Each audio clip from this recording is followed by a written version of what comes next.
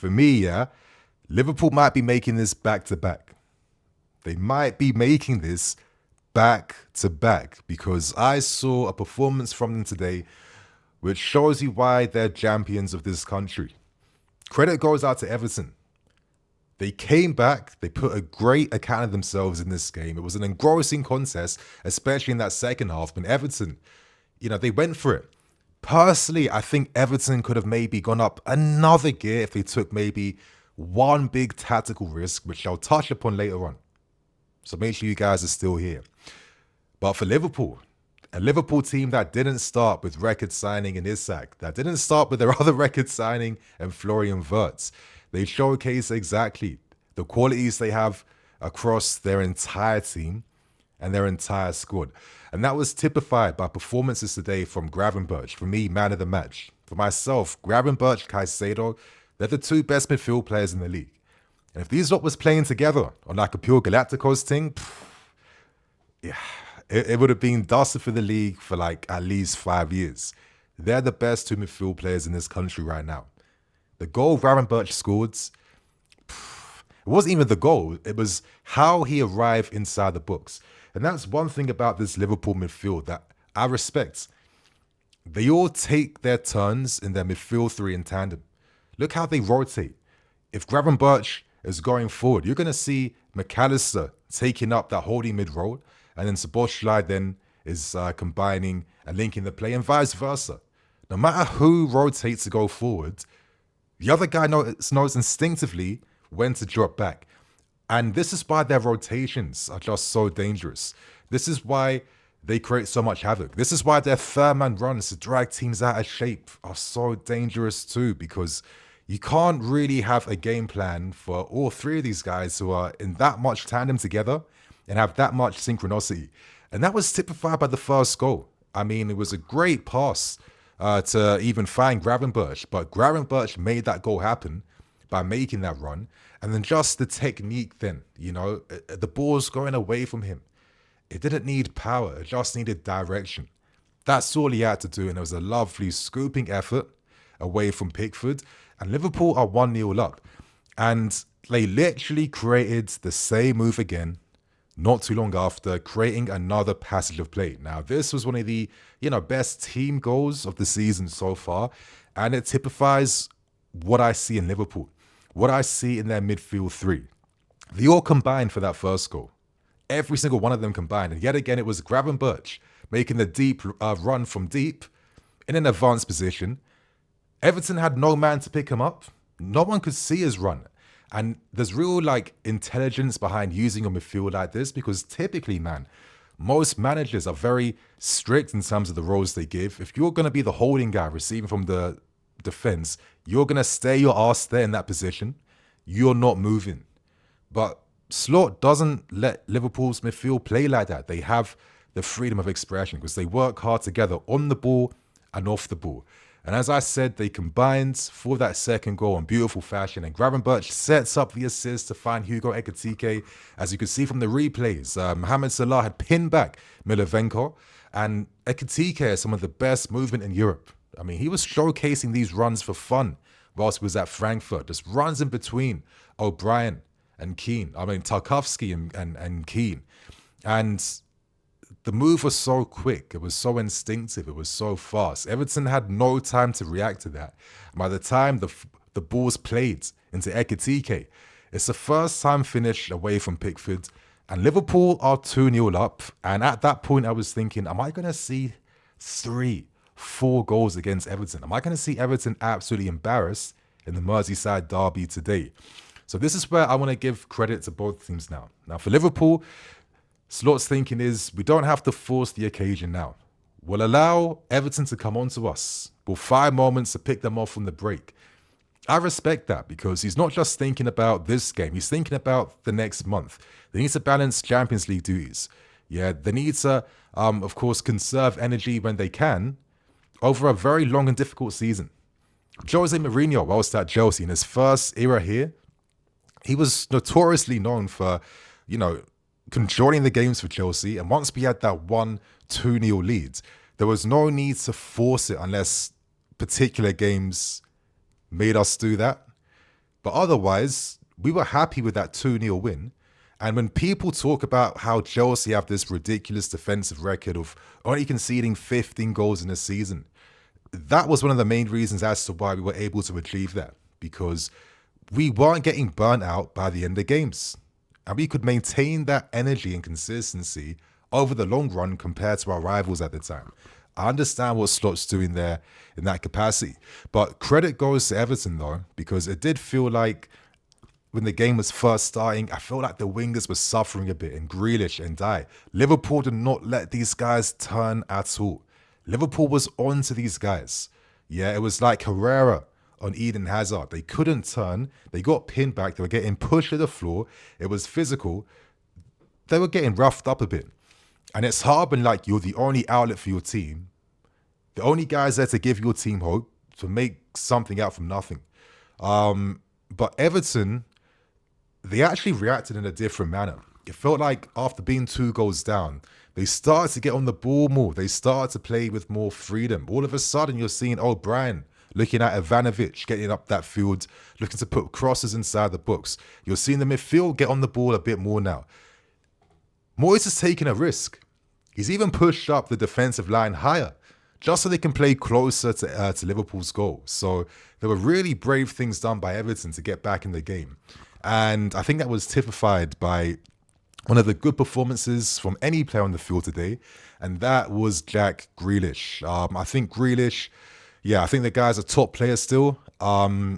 Listen, I don't think you can judge a player fairly by how well he does playing positional play football. I don't think positional play football is the be-all or end-all when it comes to determining how good a player is. I don't think that's a fair analysis and metric to judge a player by. Grealish is reliable on the ball. He keeps possession really well. His close control is amazing.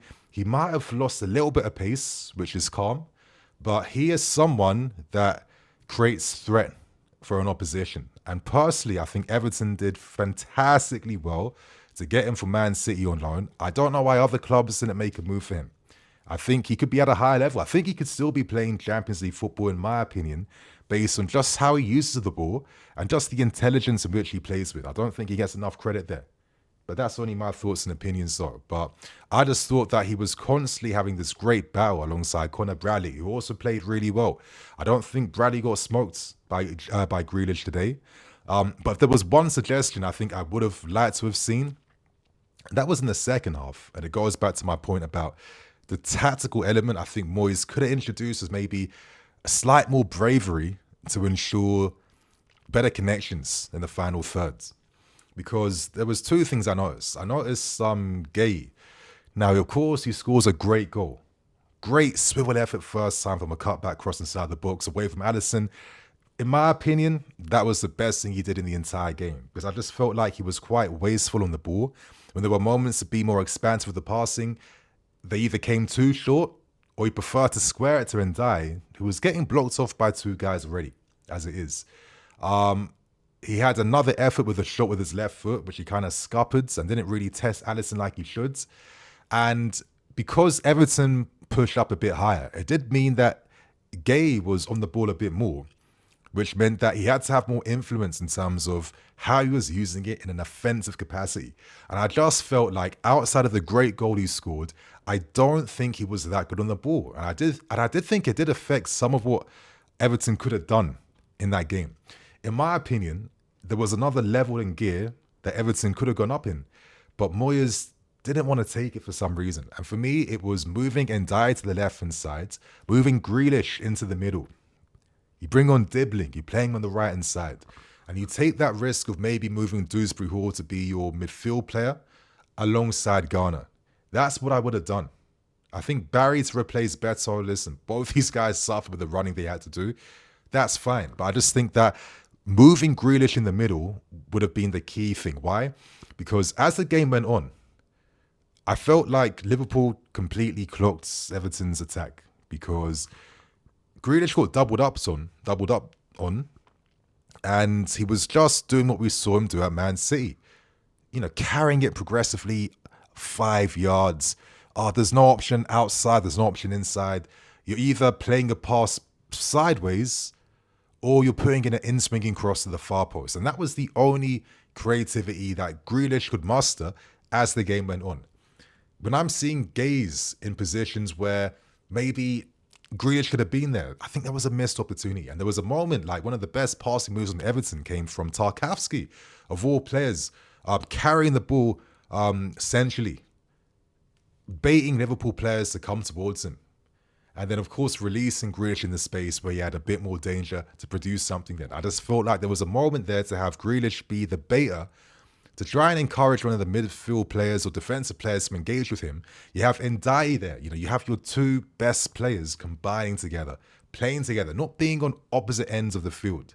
Yeah, and then you have Tyler Dibling, who can be like your outlet on the right side, who has that pace that can maybe give more of a, physical battle against Kirkes, who was superb in this game today, I have to say. And I just remember that cross he played right near the end to Szoboszlai. It was like a like a FIFA type of video game perfection. It was just mad. And obviously the block he made, yeah, Kirkes was on point. But as I'm saying, I think there was an opportunity here tactically just to take that little bit of risk.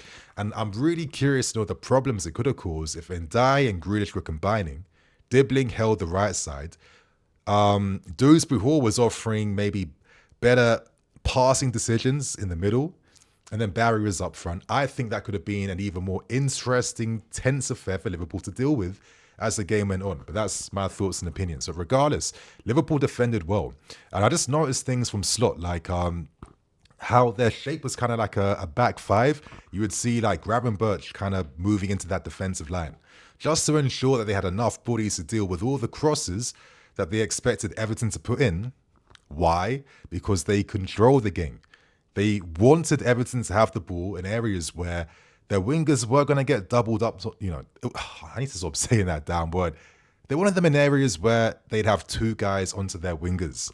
And that's how they were able to win the game in the end. There was a few moments on the counter-attack to make things happen, of course. Big expectations on Isak, who was introduced to replace Hugo Ekitike. And listen, for myself, I'm still curious to know how you're going to balance both these guys together. That's going to be the mad one, because for me, Ekitike, the guy is a world-class player. And as I said, I'm a Chelsea fan, and I'm a bit disappointed that we couldn't sign him and Joao Pedro together, because you need that level of quality to really properly challenge to win things, yeah?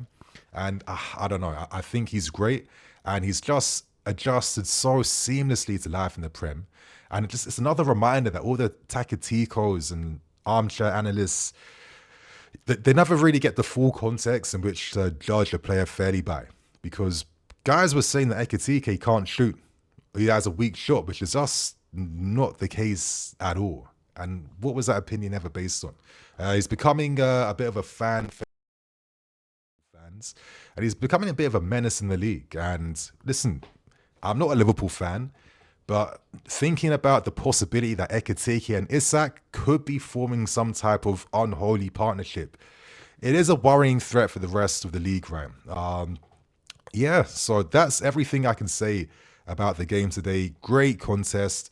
It wasn't really at the typical ones for the fouls and moments and the stop and start type of play. It was more of an engaging football affair, which I kind of like this time, if I'm keeping things real as a neutral fan. So that's my review on Liverpool's 2-1 win against Everton. Share your thoughts and opinions. Do you think Liverpool will make it 2 out of 2 this season? Let us know, and I'll catch you guys soon. Love.